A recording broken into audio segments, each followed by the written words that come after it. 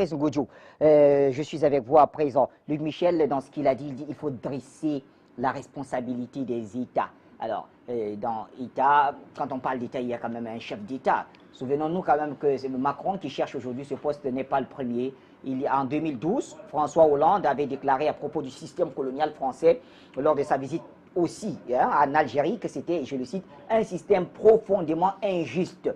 Alors, si tous reconnaissent cela, finalement, qui doit-on juger, les hommes ou le système? Vous savez, le système n'est pas une entité vide, Bachir. Le système, c'est une entité, c'est une organisation morale qui est faite de personnes. Ce sont des individus qui dirigent le système. Parlons même de Macron.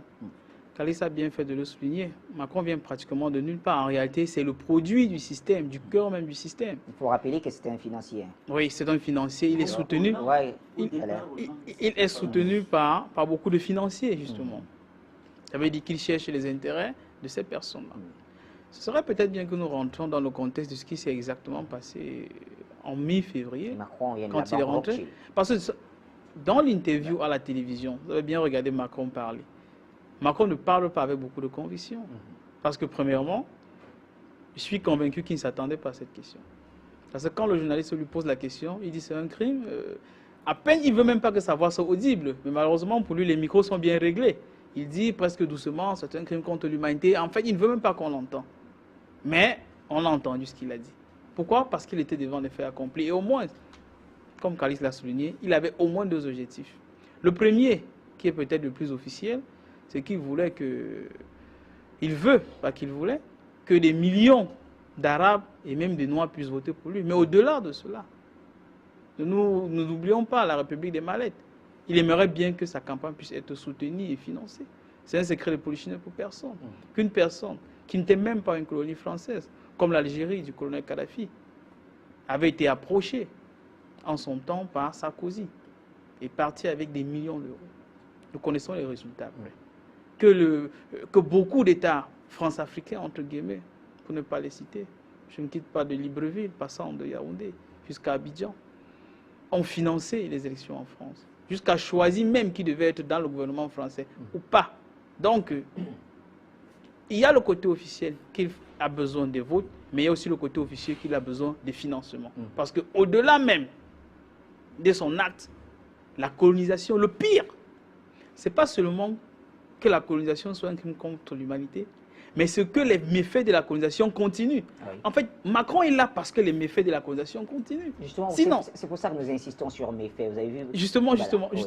Parce que les méfaits continuent. La colonisation ne s'est pas arrêtée. Elle est dynamique.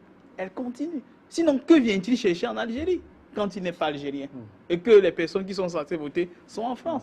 C'est parce qu'il a d'autres raisons en sourdine qu'il aimerait exploiter. Et même le fait que des personnes puissent soulever du bois vert, puissent soulever des boucliers en France pour se protéger, est-ce que c'est justifié à Bachir?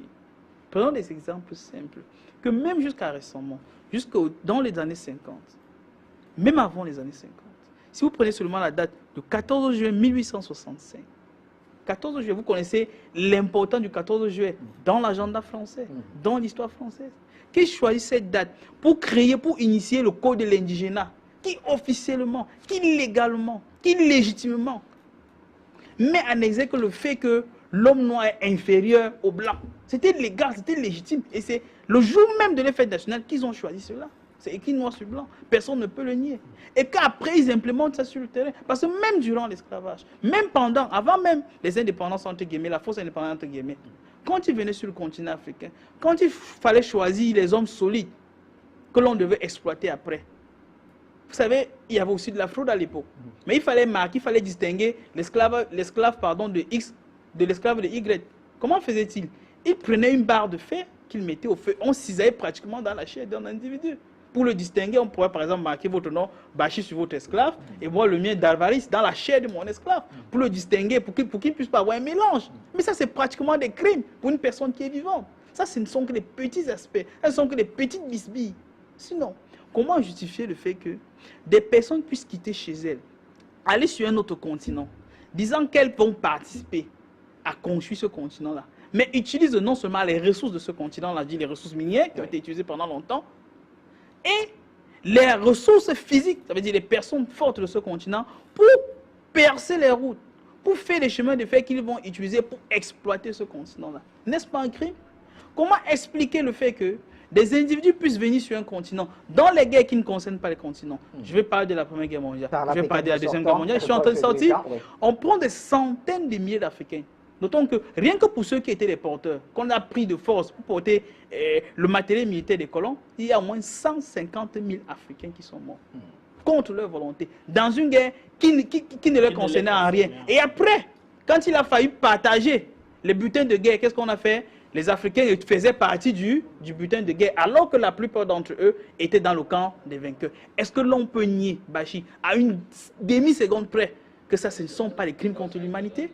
Je dis, Macron était un opportuniste. Il était là pour ses intérêts personnels, qui financiers, qui électoralistes. Mais au-delà de cela, le fait que des personnes en France puissent nier que la colonisation n'ait pas été un crime contre l'humanité, je veux dire, ça c'est nier l'histoire. Mais cependant, c'est à nous, Africains, de prendre conscience et de savoir, Bachir, que le monde nous regarde quand les choses changent.